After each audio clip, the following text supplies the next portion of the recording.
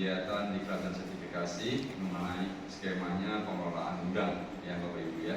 Bapak Ibu dari PT Pupuk Kaltim, benar ya?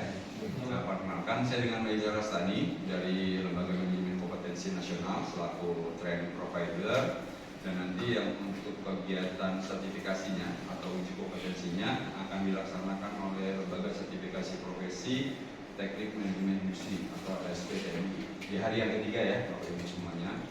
Dan di samping saya alhamdulillah telah hadir Ibu Galuh Chandrasari, beliau yang akan kita selenggarakan selama 3 hari, terdiri dari 2 hari untuk pelatihan pembekalannya, dan hari ketiga nanti kita akan melakukan uji kompetensi atau asesmen.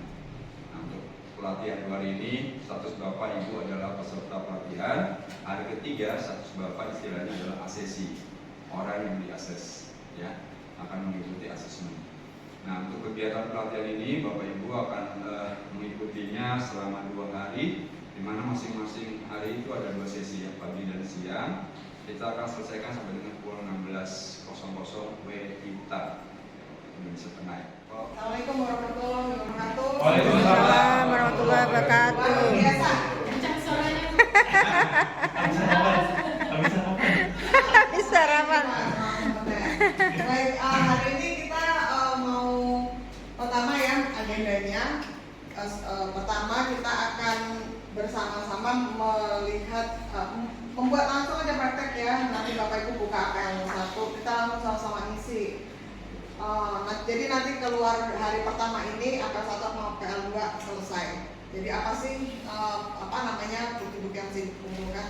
Itu yang pertama. Nanti yang agenda kedua kita pembekalan sambil Bapak Ibu bikin materinya sekalian gitu. Jadi kalau nanti ditunda, khawatirnya kalau ntar udah jam 4 sore pulang terus nonton sunset, hilang mas sunsetnya ya. Jadi kalau saya lebih pilih nanti sambil menjelaskan, Bapak Ibu sambil memikirkan nanti kira-kira apa yang mau saya masukkan di sini gitu. Jadi langsung dibuat supaya nanti nggak hilang. Besok kita lanjutkan yang hari pertama, babnya udah selesai presentasinya, tinggal lanjut ke yang selanjutnya, diharapkan tinggal melanjutkan. Jadi pas waktunya assessment semuanya udah selesai. Karena itu semua harus dikirim besok. APL 1, APL 2 presentasi harus sudah selesai. Gitu. Ya. Data dalam penentuan bidang yang akan digunakan, seperti jenis barang, frekuensi pengambilan, metode penyimpanan. Kedua, menganalisis area gudang, dimensi dan jumlah.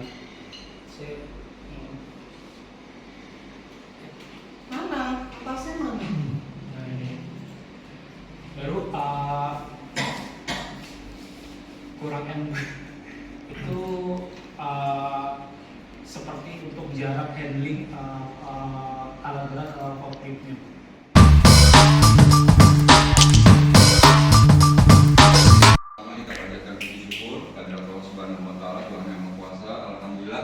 Kita ketemu kembali di ruangan ini dalam rangka mengikuti kegiatan uji kompetensi. Mereka di hari ketiga nih, 2 hari yang lalu mereka ikut pelatihan untuk persiapan uji kom pada hari ini. Bapak Ibu semuanya, hari ini agenda kita adalah asesmen, ya, uji kompetensi untuk sertifikasi skema pengelolaan gudang yang dalam hal ini selaku asesornya adalah Ibu Komala Dewi. Nah, beliau asli orang Bali. Jadi tuan rumah beliau di sini, gitu ya. Beliau dinas mengajar di Universitas Udayana ya Bu ya. Oke. Nah, nanti beliaulah yang akan menggali kompetensi Bapak Ibu semuanya dalam kegiatan asesmen, khususnya di skema pengelolaan gudang. Ya. Nah, santai aja Bapak Ibu, beliau baik orangnya kok. Nanti masing-masing Bapak Ibu akan dipanggil satu persatu sesuai dengan urutan yang sudah disepakati ya. Nanti Bapak Ibu akan diberikan briefing terlebih dahulu oleh Bu Komala untuk metodologi kegiatan asesmen pada hari ini. Dan agar kegiatan hari ini kita semua diberikan kelancaran dan Bapak Ibu juga diberikan kemudahan dalam mengikuti asesmen ini, marilah sama-sama kita awali dengan berdoa. Semoga apa yang ibu bapak akan ikuti, diberikan kemudahan dalam menjawab soal pertanyaan-pertanyaan dari ibu asesor, dan juga hasilnya insya Allah akan memuaskan.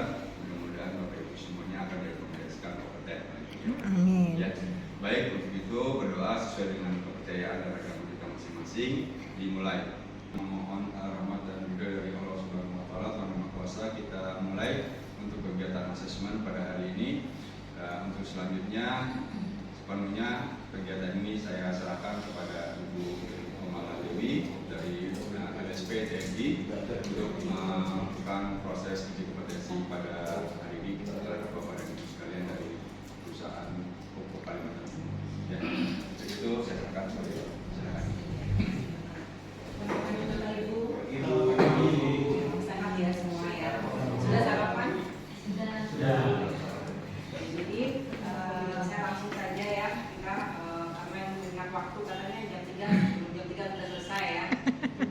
Dan saya rasa Bapak sudah capek sekali kemarin ya di pus ya sampai jam 8 malam. Jadi sekarang hanya asesmennya itu ya berdasarkan selama pengetahuan selama 2 hari dan juga pengalaman Bapak yang tentunya lebih banyak ya berbicara nantinya, dan saya yakin Bapak Ibu ini sudah kompeten ya mestinya harusnya lagi ya. Cuma sekarang hanya untuk sarana untuk mendapatkan sertifikasi klaster pengelolaan gudang seperti itu ya. Nah nanti teknisnya kita dipanggil satu-satu ya, berkat Ibu saya panggil satu-satu untuk mempresentasikan dapat 12 KUK ya, yang sudah dibuat PPT-nya. Nanti mungkin di sela-sela itu akan ada sisi tanya jawab sedikit ya, untuk meyakinkan apakah benar-benar sudah sesuai kompeten atau belum. Tapi saya yakin Pak Ibu semua akan. Amin. Amin. Kita langsung saja mulai ini. Terima kasih. Terima kasih. Ibu Komala, perkenalkan saya Sandra Kolbita dari PT Pupuk Kaltim. Di sini pagi ini saya mau presentasikan terkait kompetensi saya terkait dengan pengelolaan pergudangan yang sudah saya dapatkan kemarin selama 2 hari dan beberapa pengalaman saya di PT Pupuk Kaltim. Nah, yang pertama terkait dengan pengelolaan pergudangan, sebelum kita melakukan semua aktivitas pergudangan, karena takutnya nanti begitu barang datang itu tidak ada space untuk menerima itu. Nah, bagaimana mengetahui bahwa di gudang itu masih ada space yang tersisa atau sudah penuh itu bagaimana? Kalau di kami kan base-nya sistem dan kita lihat di lapangan langsung. Jadi misalnya kayak di gudang Surabaya itu di situ tercatat di sistem dia masih ada berapa, tapi juga ada dokumen yang panas dan pengeluaran barang atau pengiriman barang. Jadi penerimaan ini di bagian saya di Pupuk Kaltim itu ada bagian resipi di unit penyimpanan itu di pergudangan, baru untuk pengiriman barang itu di kami ada gabung sama itu kan itu masuknya barang ya di pergudangan, terus ada nanti mungkin langsung distribusi ke pergudangan penyimpanan. Nanti untuk transaksi pengeluarannya itu di pergudangan penyimpanan juga.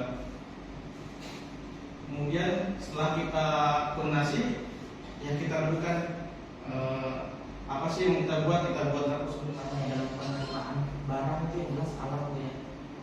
Alat apa saja yang kita gunakan. Jadi kita berdasarkan pengalaman dan data-data yang kita terima dari purchasing, apa saja nih, dan dari stok gudang begini kita nyimpan apa aja gitu kan. Jadi perlu kita simpan apa aja, barang yang berat berarti kita butuh alat berat. Ada yang pengiriman ke site jaraknya berarti kita harus sediakan. Lalu proses kegiatan penerimaan dari awal